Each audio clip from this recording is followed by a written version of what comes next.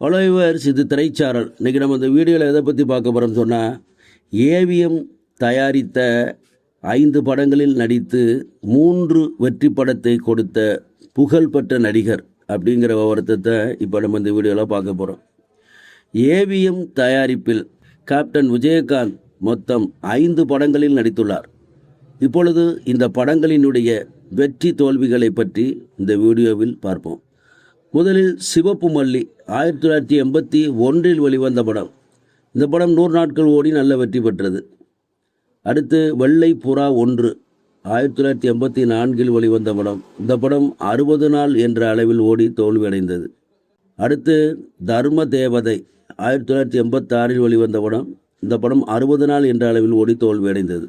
அடுத்து மாநகர காவல் 1991 வெளிவந்த படம்.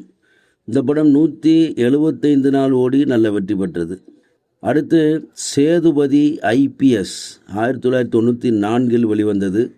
இந்த படம் 100 நாள் ஓடி வெற்றி படமாக அமைந்தது. ஆக இந்த 5 படங்களில் 3 படங்கள் 100 நாட்களுக்கு மேலே ஓடிய வெற்றி படங்களாக அமைகிறது. சரி வர்ஸ், இந்த கன்னடத்துடன் முடிகிறது. அடுத்து ஒரு நல்ல கன்னடம் சந்திக்கிறேன். நன்றி.